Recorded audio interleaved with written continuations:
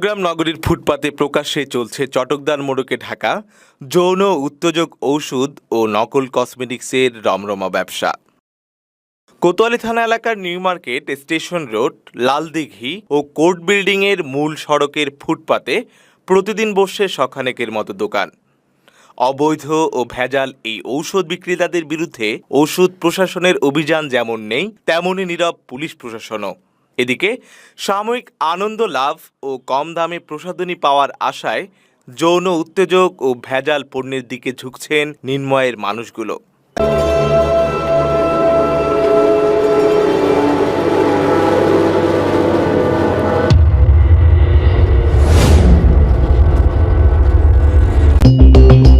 দূর থেকে দেখে মনে হতে পারে এটি কোনো সাধারণ চুলকানি মলম বিক্রির দোকান। আসলে তা নয়, এখানে বিক্রি করা হয় যৌন সমস্যা সমাধানের নানা ধরনের ঔষধ। কাছে গিয়ে দোকানদারকে সমস্যার কথা বলতেই একে একে বের হতে থাকে ওষুধের পর ওষুধ।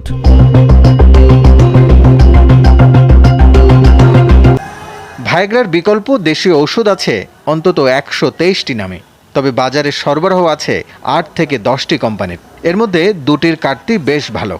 কোম্পানির প্রতিনিধিরাও স্বীকার করলেন, মহল্লা অনুযায়ী বিক্রির হার নেহায়েত কম নয়। মাসে মনে করেন 30-40 বক্স এরকম আসে সব দোকান মিলে। গ্রামে বা পাড়া মহল্লায় এগুলোই বেশি চলে আর কি।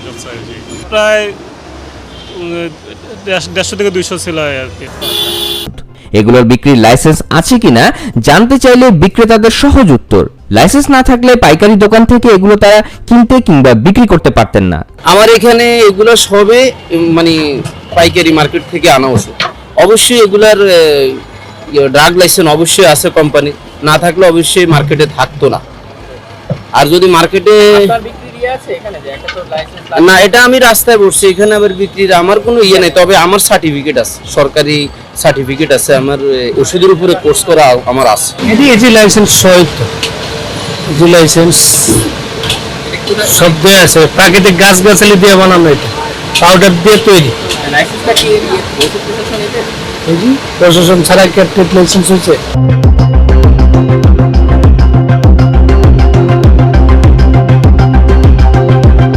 সরজমিনে গিয়ে দেখা গেছে বোঝার উপায় নেই আসল কোনটি আর কোনটি নকল।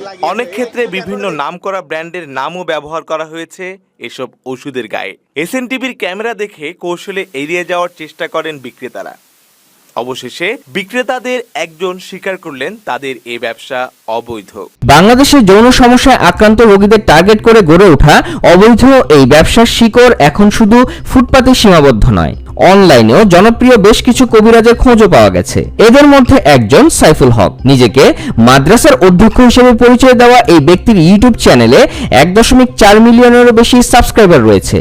ঝিনাইদহের আরেক কবিরাজ ফয়সাল মাহমুদের ফেসবুক পেজের নাম যৌন রোগের শেষ চিকিৎসালয়। পেজটি দেখলেই বোঝা যায় তিনিও বেশ জনপ্রিয়। চিকিৎসকরা বলছেন, ভায়াগ্রা জাতীয় ওষুধের বিক্রি বৃদ্ধি অবশ্যই ভাবনার বিষয়। বুঝে না বুঝে এসব ওষুধ খাওয়ায় মারাত্মক ক্ষতি হতে পারে। ভায়াগ্রা জাতীয় ওষুধ সেবনের একটা বড় সাইড এফেক্ট হতে পারে হয় কিন্তু কার্ডিয়াক অ্যারেস্ট। যে কোনো সময় হঠাৎ করে হার্ট অ্যাটাক বা হার্ট ফেল হতে পারে। চিকিৎসকরা যখন এই ধরনের ওষুধ লিখেন, তারা এই জিনিসগুলা পূর্ব থেকে খতিয়ে দেখেন যে ওনার হার্ট আগে থেকে দুর্বল কিনা, হার্টের কোনো প্রবলেম ছিল কিনা, তখন কিন্তু তারা এই জাতীয় ওষুধ লিখতে চান না। প্রশ্ন উঠতে পারে, সাধারণ মানুষ যৌন সমস্যার চিকিৎসার জন্য চিকিৎসকদের কাছে না গিয়ে তথাকথিত কবিরাজদের কাছে কেন যায়? চিকিৎসকদের মতে মাঝে মাঝে এসব রোগের চিকিৎসা পদ্ধতি একটু দীর্ঘ হওয়ায় ধৈর্য হারিয়ে দ্রুত ফল পেতেই এমনটা করেন অনেকে। যৌন উত্তেজক ঔষধ সেবনে পুরুষত্ব হারাতে পারে সেবনকারী যুবক। নকল কসমেটিক্স ব্যবহারে নারীদের চেহারার সৌন্দর্য বিনষ্ট হতে পারে, এমনকি হতে পারে নানান ধরনের চর্মরোগ। এমনটাই দাবি করছেন চট্টগ্রাম সিভিল সার্জন আজিজুর রহমান আজিজ। বিভিন্ন ধরনের কসমেটিক্স ব্যবহার করে, ওই যে বিশেষ করে চুল তাক করার জন্য ওষুধ ব্যবহার করে, রূপচর্চা বাড়ানোর জন্য চেহারা কীভাবে সুন্দর করা যায়। তারপরে বিভিন্ন ধরনের বডির লোশন আছে যে সুগন্ধি দেয়, যাতে ব্যবহার করে। তারপরে এছাড়া দেখা যায় যে বিভিন্ন যৌন উত্তেজক ওষুধ, যে অনেকের বিভিন্ন শারীরিক সমস্যা থাকে, দামে আপনার চেহারা সুন্দর হবে কিছুক্ষণ।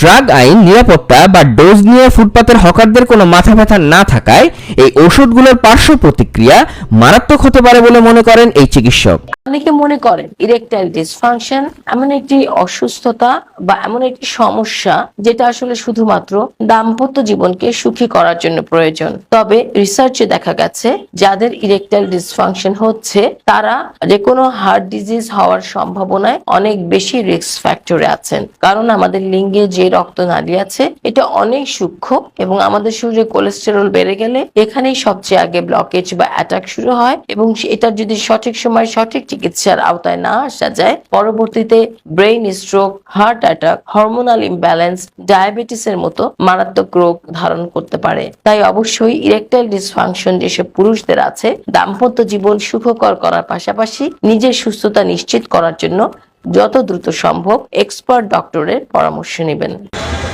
দেশে প্রেসক্রিপশন ছাড়াই ওষুধ বিক্রির রীতি পুরনো, তবে কোনো কোনো ওষুধের ঝুঁকি বিবেচনায় আরও বেশি সতর্কতার পরামর্শ বিশেষজ্ঞদের। ওষুধ প্রশাসন অধিদপ্তর বলছে ফুটপাতে ওষুধ বা অনিবন্ধিত ওষুধ বিক্রির অনুমতি নেই। এসব প্রতিরোধ করার জন্য আইন আছে। নানা কারণে এই বিক্রি বন্ধ করা সম্ভব হচ্ছে না উল্লেখ করে অধিদপ্তর জানিয়েছে ভেষজ বা ইউনানি ওষুধের ড্রাগ লাইসেন্স না থাকলে এগুলো যাতে কেউ বিক্রি করতে না পারে সেজন্য একটি আইনের খসড়া তৈরি করা হচ্ছে। ফুটপাতে প্রকাশ্যে অবৈধ যৌন উত্তেজক ঔষধ ও ভেজাল প্রসাধনী পণ্য বিক্রির বিষয়ে জানতে চাইলে কোতোয়ালি থানার ওসি বিষয়টি কৌশলে এড়িয়ে যাওয়ার চেষ্টা করেন। তিনি এ বিষয়ে সিএমপির মুখপাত্রের সঙ্গে কথা বলতে বলেন। তো আপনার একটা সাক্ষাৎকার মন্তব্য প্রয়োজন ছিল আর কি, আপনার সাথে দেখা করে মুখপাত্র আছে, ওই সাক্ষাৎকার সিএমপির মুখপাত্র আছে, ওইখান থেকে নিতে হবে। আচ্ছা আচ্ছা আচ্ছা।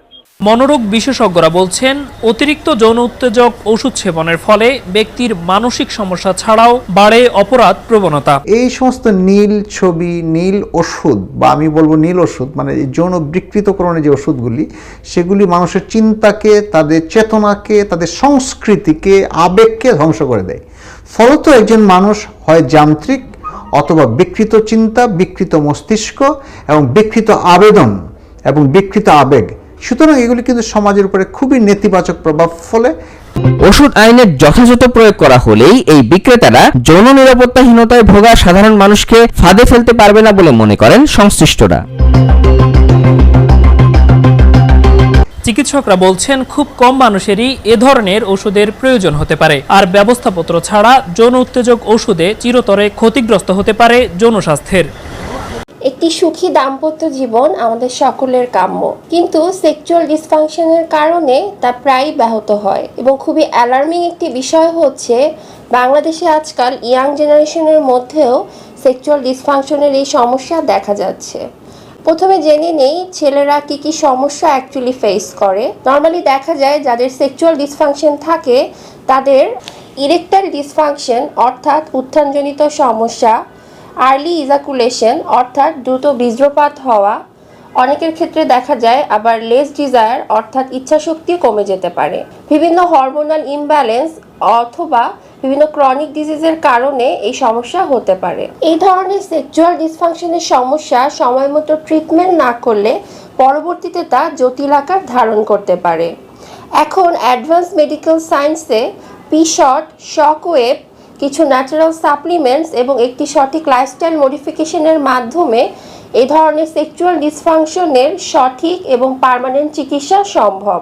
মনে রাখবেন শুধুমাত্র সেক্সুয়াল পারফরমেন্সকে ঠিক করার জন্য না, বিভিন্ন ধরনের ক্রনিক ডিজিজকে প্রিভেন্ট করার জন্য হলেও সেক্সুয়াল ডিসফাংশনের সঠিক চিকিৎসা কিন্তু খুবই জরুরি। তাই এই ব্যাপারটিকে অবহেলা না করে দ্রুত আপনার ডক্টরের শরণাপন্ন হয়ে চিকিৎসা করে একটি সুস্থ স্বাভাবিক জীবন নিশ্চিত করুন।